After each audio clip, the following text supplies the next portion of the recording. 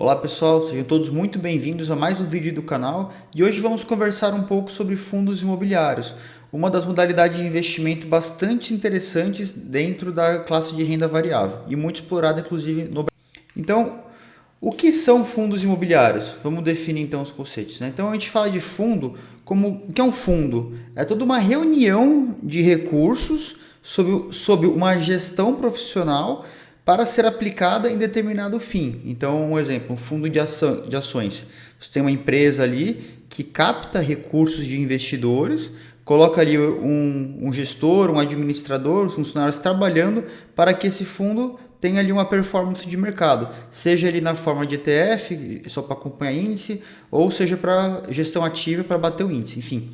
Mas nos fundos imobiliários, então, essa reunião de recursos gerida profissionalmente para alocação exclusiva em ativos imobiliários, tá? Vamos ver mais adiante que temos até algumas opções do agronegócio, mas predominantemente é no mercado imobiliário, tá bom? Então, são esses recursos geridos ali de forma coletiva e também eles permitem aos investidores terem participação nos resultados. Em que sentido? Da mesma forma que se você tivesse um imóvel, você poderia estar recebendo aluguéis mensais do seu inquilino, no fundo imobiliário é a mesma coisa. Os fundos eles investem em imóveis, recebem ali os aluguéis mensalmente e repassam boa parte desses aluguéis. É uma modalidade de investimento bastante interessante para quem quer ter renda passiva. Então, principais vantagens. A primeira delas é a acessibilidade financeira para você conseguir se inserir no mercado imobiliário. Você não precisa realizar um financiamento pagando parcelas altas, você não precisa comprar um imóvel à vista, você de repente consegue se expor a isso com poucos recursos, tá? Tem cotas ali de todos os valores e é bem acessível. Você consegue também ter uma diversificação setorial. Vou explicar mais à frente cada uma delas, né? Mas desde galpões logísticos até shopping centers e mesmo no agronegócio.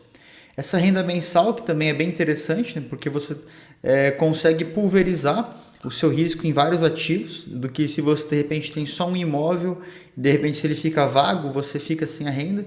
Então é bastante vantajoso. E também a parte da gestão profissional, porque tem pessoas ali profissionais trabalhando em prol desse objetivo, né, de ter ali melhores investimentos, isso facilita bastante.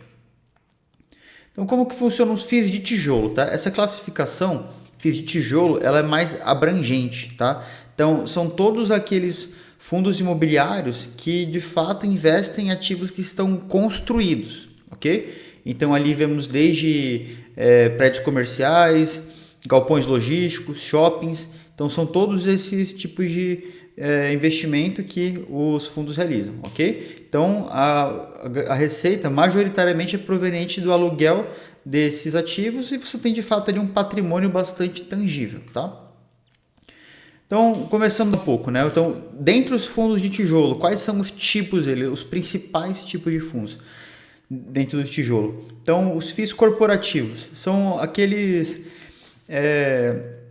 fundos que investem em lajes corporativas, predominantemente. Então, são todos aqueles fundos que investem em prédios ali comerciais, por exemplo. A gente vê bastante disso em São Paulo, né? Mas não só em São Paulo, mas em todos os grandes centros comerciais ali no Brasil, nós vemos isso, né? Normalmente estão situados nas capitais, então são esses fundos que investem nesse tipo de imóveis.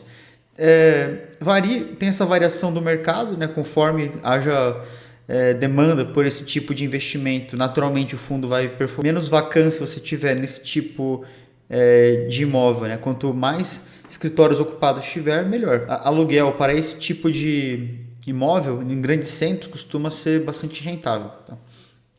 E o exemplo, né, é o BRCR11, é um fundo que investe bastante nesse tipo de imóvel. Já os FIIs de logística, eles investem predominantemente em galpões logísticos. Então, quando nós pegamos a estrada, normalmente nós vemos ali, em dado momento, um grande galpão logístico de alguma empresa. E isso é bastante impulsionado, principalmente ali pelo e-commerce, né? Porque agora as empresas estão investindo muito nisso, né, em galpões logísticos, para conseguir ter uma economia de escala e dali escoar as suas vendas, né, sua produção e suas vendas. Então, um dos principais fundos desse mercado, eu vou dar exemplos aqui, mas não é que eu estou recomendando investimento não, tá? A recomendação é feita a partir só em caráter educativo. Então, o HGLG11 ele é um dos maiores do mercado, ele é especializado exatamente nisso, né? Em ativos logísticos, né? Então, em imóveis logísticos e com boa diversificação geográfica. Normalmente esses fundos você vê ele ali em pelo menos 3 grandes regiões do Brasil. Já os fundos imobiliários de shopping, como o próprio nome diz, eles investem em shopping centers. Então, quando você vê um shopping center sendo construído, muito provavelmente a empreitada foi financiada, pelo menos uma parte dela, com fundos. Então, se você olhar, por exemplo, o XPML, até você consegue ver quais são os imóveis que fazem parte do portfólio, né? Quais shoppings estão. Então, de repente, se você tem um shopping center próximo da sua que investe nesse shopping, e se você comprar uma cota desse fundo, indiretamente você vai estar investindo no shopping também. Então, é bastante interessante. A questão desse fundo de shopping é que ele é bastante sensível à oscilação econômica desse mercado, né? Como vimos na pandemia, esse foi um dos setores mais impactados devido à vacância. Já os fundos imobiliários de papel. Então agora já não estamos mais falando de tijolo, né? Comentei os tijolos, aqueles que investem em ativos físicos, né? Patrimônios tangíveis de fato. Nos de papel, vocês lembram que eu comentei ali na playlist sobre renda fixa, o que são CRIs e CRAs, né? Que são certificados de recebíveis. Então são títulos de dívida que as emissoras, as securitizadoras captam, e o rendimento desses títulos é o pagamento da dívida do pessoal, né, que financiou um imóvel ou mesmo fez um financiamento do agronegócio. Tá? Então, esses fundos eles compram títulos de dívida e eles recebem como rendimento o pagamento dos devedores dessa dívida. Então, eles vão receber parte desse pagamento. Tá? Então, é assim que eles recebem. A remuneração então é feita por esse pagamento, também tem certas correções ali. E o fundo, nesse caso, ele tem mais uma participação de credor também, porque agora ele comprou uma dívida, então agora ele é o credor dessa dívida também. Um exemplo disso é o KNCR11. Também temos outros, como o VRTA11 também. Então temos várias opções nesse mercado também. E a pessoa está exposta ao mercado imobiliário, mas não em termos de patrimônio, né, tangível, mas sim na forma de credor. Já o agronegócio, ele também pode se utilizar de fundos imobiliários para captar recursos. Então, não apenas para imóveis imobiliários, né? Galpões logísticos voltados ao agro, ou mesmo imóveis ali especificamente voltados ao agro, mas também os CRAs, né? Os certificados de recebíveis do agronegócio. Também temos fundos que fazem isso também. E um exemplo do mercado é o RURA 11. Também temos a opção de fundos de fundos. Então, quando você compra ali uma cota de um fundo imobiliário e parte desse valor é pulverizado ali em outros fundos. Então, é uma forma de você ter diversificação nesse mercado também. Como se fosse ali pela lógica do ETF, só que comprando outros fundos. Então, se você vê um fundo de fundo que ele compra tanto fundos de papel quanto de tijolo e diversificado ali, você não precisaria comprar de todos eles. Compraria só uma cota de fundo de fundo. A questão é que esses fundos eles têm gestão ativa normalmente e as taxas podem ficar um pouco maiores. Eu mesmo, tá, lógico que podemos ter exceções, mas eu acredito que como nos fundos já temos uma boa diversificação dos ativos, você vê ali um fundo logístico que ele tem ali dezenas de investimentos imobiliários nessa área, então já acho que está bem diversificado. Aí quanto mais diversificação você tenta ter, às vezes você não vai ter tanto rendimento, tá? Então, por mais que é bem simplificado, se a pessoa não quer ter, de repente, ele gastar tempo estudando ali os fundos, de repente ela pode investir nisso. Pode ser uma alternativa um pouco mais simplificada, mas aí é do gosto de cada um. Então, como que funcionam os dividendos dos fundos imobiliários? Essa aí é a principal vantagem em termos de ganho ali pelo investidor. Então, 95% dos rendimentos eles devem ser repassados aos seus cotistas. Tá? Então, isso é do lucro líquido. Tá? Do lucro líquido do fundo deve ser repassado na forma de dividendos aos cotistas. 5% fica com o administrador e o gestor do fundo. Administrador, provavelmente. O prazo de 30 dias, né? Então segue ali a lógica do pagamento mensal, como se fosse ali de fato ali um aluguel, e anualmente, a princípio, teremos 12 pagamentos. Existem casos de atrasar, tá? Mas normalmente isso é compensado, depende muito ali da situação. Na pandemia, acredito que teve situações parecidas. Uma boa vantagem tributária, mas pelo menos por enquanto, tá? Eu estou gravando esse vídeo final de setembro de 2025.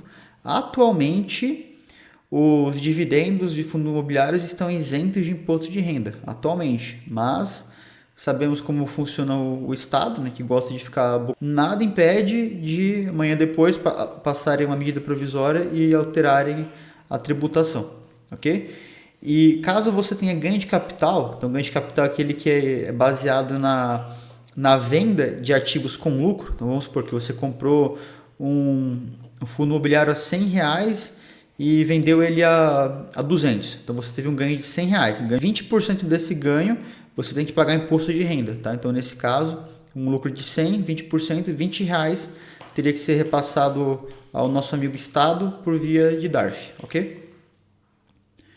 Principais riscos do fundo imobiliário que eu vejo. Então, o principal deles é o risco de vacância, igual se nós tivéssemos um imóvel próprio para aluguel. Você comprou um imóvel e está deixando ele alugado. Você tem o risco da vacância. Se você deixar ele vazio, você vai receber aluguel e vai estar pagando os seus impostos ali normalmente, né? Vai ter seus custos fixos. Então, o ideal é que ele fique sempre ocupado. Você pode ter variação nos aluguéis, então o fundo imobiliário ele é renda variável, tá? Você, diferentemente de um contrato de aluguel que você já define os valores do aluguel ali ao longo do ano, você já sabe quanto que vai receber ou quanto vai ter que pagar, ali tem variação, conforme vai tendo vacância ou não. Risco de crédito também, principalmente em fundos de papel. Nós vimos no exemplo da crise de 2008 que nesses recebíveis que era ali na época do subprime, né, os CDOs, as certificações colateralizadas, os credores eles recebiam seus pagamentos oriundos do pagamento das hipotecas do pessoal. Se o pessoal estivesse pagando as hipotecas em dia, né, as suas dívidas imobiliárias em dia, todo mundo recebia. Só que normalmente todo mundo parou de pagar porque os juros começou a ficar alto devido ali à grande especulação, o ciclo econômico já tentando a fase de retração, aí o pessoal parou de pagar e todo mundo parou de receber também, por consequência. Então esse é um risco principalmente dos fundos de papel. E também temos o risco de liquidez, principalmente para fundos menores. Os fundos maiores já não tem tanto esse problema, principalmente porque são negociados em bolsa, tá? Então, apenas para os fundos menores, acredito que esse seja um problema um pouco mais relevante. Então, encerramos por aqui. Foi uma apresentação bem sumária. Vamos ter mais produções de vídeos ali nessa playlist mais adiante. Então, sintetizando ali os benefícios, eles combinam, esse tipo de investimento, combinam acessibilidade financeira, diversificação setorial e principal é a renda por dividendos mensal, ok? Vale lembrar, pessoal, que o fundo imobiliário, por mais que você esteja assistindo um imóvel de fato, tá? Quando você tem o imóvel ali, o ativo está alugado, gerando receita, você também se protege um pouco porque ele é um ativo tangível, real. O mercado financeiro costuma ter mais volatilidade. Já o dos imóveis, o preço pode variar? Pode, a gente viu isso ali em 2008. Mas a variação, ela tende a ser um pouco menor. O imóvel ele tende a se valorizar um pouco mais dependendo da região, tá? Então, você falar que o fundo imobiliário substitui 100% você investir em imóvel, não concordo 100% com isso, tá bom? Então, vale lembrar, mas de qualquer forma, fundos imobiliários é um excelente investimento, tá ok? Então, muito obrigado pela sua atenção e nos vemos no próximo vídeo. Obrigado.